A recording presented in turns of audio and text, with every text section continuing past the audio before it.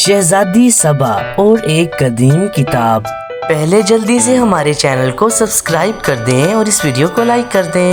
ایک دفعہ کا ذکر ہے کہ شہزادی صبا اپنے باغ میں مزے سے پھولوں اور تتلیوں کے ساتھ کھیل رہی تھی۔ اس کی مصروفیت میں ایک نیا ایڈونچر شامل ہونے والا تھا جس کا اسے کچھ بھی اندازہ نہیں تھا۔ جب وہ ایک پرانے سے درخت کے نیچے بیٹھی ہوئی تھی، اسے وہاں مٹی میں کچھ چمکتا ہوا نظر آیا۔ شہزادی صبا نے اسے کھودنا شروع کیا اور دیکھا کہ وہاں ایک قدیم اور بڑی پرانی کتاب تھی جو زمین میں دھنسی ہوئی تھی۔ شہزادی صبا نے کتاب اٹھائی اور اسے ہلکا سا جھٹا دیا۔ ساری دھول ایک دم سے اڑ گئی اور کتاب میں سے ایک انوکھی چمک نکلنے لگی۔ یہ چمک اتنی روشنی پھیلا رہی تھی کہ شہزادی نے اپنی آنکھوں کو ہاتھ سے ڈھانپ لیا۔ جب روشنی تھوڑی کم ہوئی تو شہزادی نے دھیرے سے کتاب کو کھولا اور دیکھا کہ اس میں پرانی پریوں اور جادو سے بھری کہانیاں لکھی ہوئی تھیں، لیکن سب سے زیادہ دلچسپ بات یہ تھی کہ اس کتاب کے حروف ہلتے اور بولتے نظر آتے تھے۔ شہزادی صبا کا دل بے چین ہو گیا اور اس نے پڑھنے کا فیصلہ کیا۔ جیسے ہی اس نے پہلا صفحہ کھولا، کتاب میں سے ایک چھوٹی سی پریوں جیسی مخلوق نکل کر ہوا میں اڑنے لگی۔ اس چھوٹی سی پری نے شہزادی کو کہا، اگر تم اس کتاب کی تمام کہانیاں پڑھ لو تو تمہیں انوکھا علم ملے گا، لیکن یہ آسان کام نہیں ہے۔ شہزادی صبا جو شوق میں مبتلا تھی، اس چیلنج کو قبول کر گئی۔ اس نے اپنا سفر شروع کیا اور کتاب کے ہر صفحے پر لکھی کہانی میں کھو گئی۔ جب اسے دوسرے صفحے کھولے تو وہ اپنے آپ کو ایک جادوئی جنگل میں محسوس کرنے لگی۔ جنگل میں ہر طرف رنگ برنگے پھول اور عجیب و غریب جانور تھے جو اسے گھور گھور کر دیکھ رہے تھے۔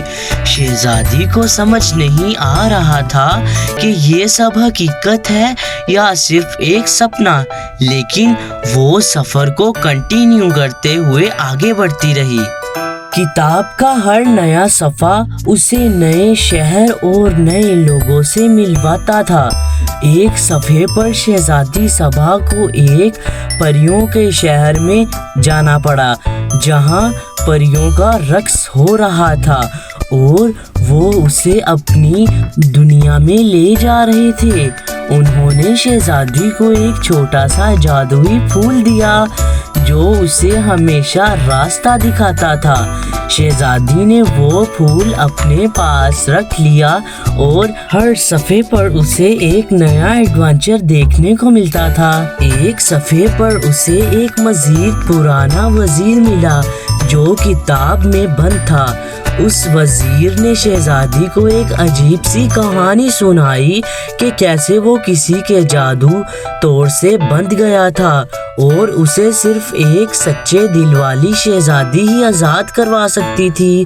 شہزادی نے اپنے ہوشیار اور دوستی کے ساتھ دیتے ہوئے وہ جادوئی توڑ دیا اور وزیر آزاد ہو گیا۔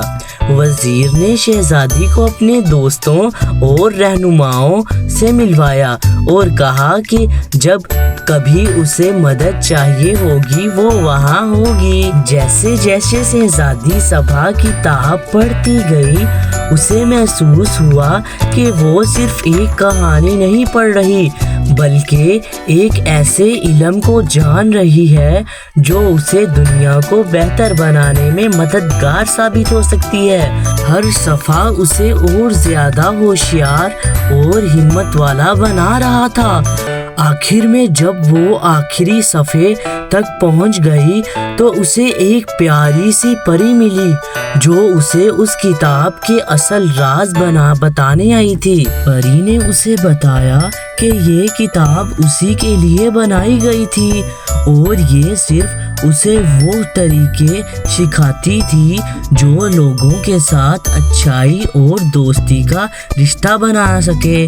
شہزادی سبا نے وہ کتاب اپنے پاس رکھ لی اور اس پر لکھی ہر بات کو اپنی زندگی میں استعمال کرنا شروع کر دیا۔ وہ اپنے شہر میں واپس گئی اور لوگوں کو یہ سب کہانیاں سنانے لگی اور انہیں اچھائی اور دوستی کا پیغام دینے لگی۔ اب وہ صرف ایک شہزادی نہیں تھی بلکہ لوگوں کے دل میں بسنے والی شہزادی بن گئی تھی۔ اسے اپنی قدیم کتاب کے ذریعے علم اور ہمت مل گئی تھی جو اسے ہمیشہ روشنی اور راستہ دکھاتی تھی۔ جی تو پیارے بچوں، اگر آپ کو یہ کہانی پسند آئی ہے تو جلدی سے ہمارے چینل کو سبسکرائب کر دیں اور اس ویڈیو کو لائک کر دیں۔